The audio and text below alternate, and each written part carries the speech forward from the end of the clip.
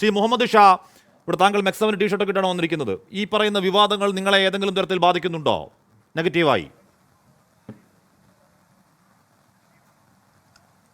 അല്ല, ഞങ്ങളെ സംബന്ധിച്ചിടത്തോളം ഇതങ്ങനെ ബാധിക്കുന്നൊരു വിഷയമല്ല. കാരണം ഇത് എല്ലാ രാഷ്ട്രീയ പാർട്ടി പ്രതിനിധികളും എല്ലാ മതസംഘടനകളുടെ അംഗങ്ങളും ഇതിൽ വ്യായാമം ചെയ്തുകൊണ്ടിരിക്കുന്നുണ്ട്. ഇതിൽ അവർക്കറിയാം, ഇതിൽ ഏതെങ്കിലും ഒരു തരത്തിൽ ഏതെങ്കിലും ഒരു രാഷ്ട്രീയ പാർട്ടിയുടെ സമ്മർദ്ദത്തിന് വഴങ്ങിയോ അല്ലെങ്കിൽ ഒരു മത സംഘടനയ്ക്ക് വഴങ്ങിയോ ഇത് പോകുന്നുണ്ട് എന്നുള്ളത് ഇവിടെ 2 വർഷമായിട്ട് ആർക്കും യാതൊരു സംശയമില്ല. ഇത് 2012 കൊണ്ടോട്ടി തുറക്കൽ 60 വയസ്സിൻ്റെ മുകളിലുള്ള ആളുകൾക്ക് ഒരു വ്യായാമ മുറയാണ് ഈ തുറക്കൽ സ്വദേശി സലാഹുദ്ദീൻ എന്ന് പറയുന്ന ഒരു വ്യക്തി നിർമ്മിച്ചെടുത്തത്. ഇത് 7 കണ്ടൻ്റ് അടങ്ങിയ 21 എക്സസൈസാണ്.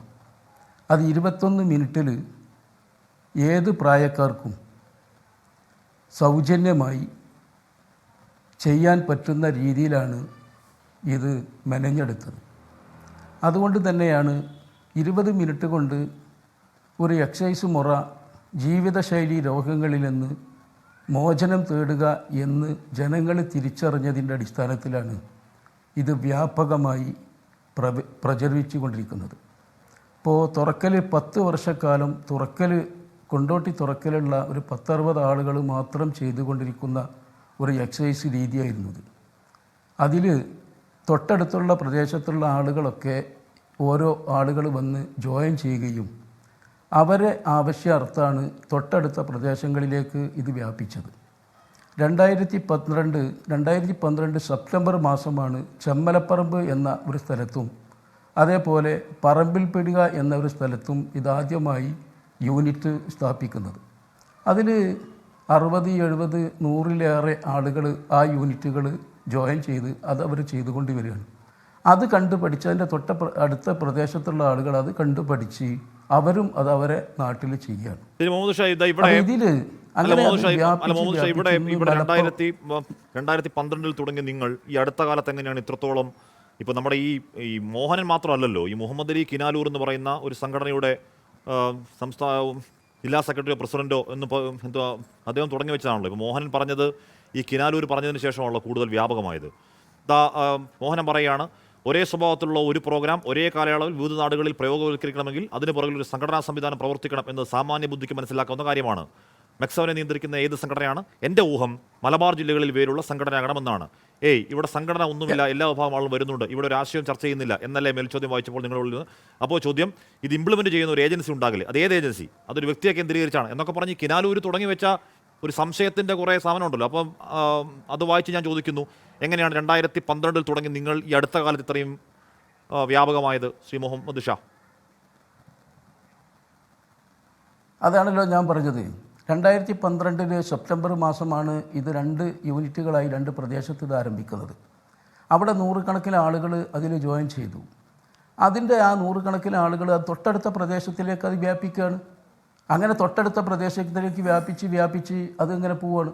അപ്പോൾ ഒരു പ്രദേശത്ത് ഇത് തുടങ്ങുമ്പോൾ അതിൽ ഒരു ജാതിമത വ്യത്യാസമില്ലാതെ രാഷ്ട്രീയ വ്യത്യാസമില്ലാതെ എല്ലാ ആളുകളും കൂടിയിട്ടാണ് ഇത് നടത്തിക്കൊണ്ടു പോകുന്നത്. ഇത് ഏതെങ്കിലും ഒരു പാർട്ടിയുടെ കയ്യിലോ അല്ലെങ്കിൽ ഏതെങ്കിലും ഒരു മതസംഘടനയുടെ കയ്യിലോ അല്ല ഇത് നടത്തുന്നത്. അതാണ് ഇതിൻ്റെ ഏറ്റവും വലിയൊരു പ്രത്യേകത. ഇവിടെ നേരത്തെ പി മോഹൻ ഇപ്പോൾ മലക്കം പറഞ്ഞു. അതിന് കാരണം എന്താണെന്ന് മോഹനൻ തന്നെ പറയട്ടെ. പക്ഷേ മോഹനൻ ആദ്യം പറഞ്ഞ ആ പ്രസംഗത്തിൽ അദ്ദേഹം ആഴത്തിൽ അന്വേഷിച്ചു. എന്താണ് പലയാവർത്തി അദ്ദേഹം തന്നെ ഈ പറയുന്ന രീതിയിൽ റിസർച്ച് നടത്തി പോയിപ്പെട്ടത് ഈ പറയുന്ന ആ സമ്മേളനം നടക്കുന്ന ഏതോ സ്ഥലത്തെ 2 പേരിലേക്ക് എത്തി. ഏതോ 2 വാട്സാപ്പ് ഗ്രൂപ്പിൻ്റെ അഡ്മിന്മാർ ഈ നിരോധ PFIയുടെ ആൾക്കാരാണ് എന്ന് വളരെ അസർട്ട് അദ്ദേഹം പറയുകയല്ലേ? അതിനെക്കുറിച്ച് നിങ്ങളൊന്നും പറയാത്ത എന്താണ്? അങ്ങനെ ഒരാൾക്കാരില്ല എന്ന് പറയാൻ പറ്റുമോ? അല്ല, അങ്ങനെ ഞങ്ങൾക്ക് പറയാൻ കഴിയും. ഞങ്ങൾക്ക് തീർച്ചയായിട്ടും പറയാൻ കഴിയും. അദ്ദേഹം നേരത്തെ പറഞ്ഞല്ലോ, നിങ്ങൾ ഈ ഇപ്പോൾ പറഞ്ഞ വാചകം അദ്ദേഹം നേരത്തെ പറഞ്ഞതാണ്. പക്ഷേ അദ്ദേഹം നേരത്തെ തിരിച്ചു പറഞ്ഞല്ലോ. അവിടെ അതും വേണ്ടേ നമ്മൾ ശ്രദ്ധിക്കുക. അദ്ദേഹത്തിന് കാര്യങ്ങൾ ബോധ്യപ്പെട്ടു, അദ്ദേഹം തിരിച്ചു പറഞ്ഞു. മെക്സബൻ എന്ന് പറയുന്നത് ഒരു ആരോഗ്യ കൂട്ടായ്മയാണ്. അത് ജനങ്ങൾക്ക് ഏത് പ്രായക്കാർക്കും ചെയ്യാവുന്ന രീതിയിലാണ് അത് മെനഞ്ഞെടുത്തത്. അതിലൊരു വർഗീയതയില്ല എന്ന് അദ്ദേഹം പറഞ്ഞല്ലോ. നമ്മളെ സംബന്ധിച്ചിടത്തോളം മോഹൻ മാസ്റ്റർക്ക് അങ്ങനെ ഒരു രണ്ട് തീവ്രവാദി സംഘടനകൾ ഇത് നിയന്ത്രിക്കുന്നുണ്ട് എന്ന് അദ്ദേഹത്തിന് ബോധ്യപ്പെട്ടിട്ടുണ്ടെങ്കിൽ കേരളത്തിൽ ഒരുപാട് ഏജൻസികളുണ്ടല്ലോ, അന്വേഷണ ഏജൻസികൾ. അദ്ദേഹം പ്രതിദാനം ചെയ്യുന്ന ഒരു ഗവൺമെൻറ്റാണല്ലോ ഇവിടെ ഭരിക്കുന്നത്. അങ്ങനെയാണെങ്കിൽ ആ അന്വേഷണ ഏജൻസിയെ കൊണ്ട് ഒരു അന്വേഷണം നടത്തിക്കൂടെ? മാത്രവുമല്ല, അങ്ങനെ രണ്ടാളുകൾ അഡ്മിൻ പാനലിൽ ഉണ്ട് എന്നുണ്ടെങ്കിൽ ആ ആളെ തുറന്നു പറയട്ടെ ആരാണ് എന്നുള്ളത്.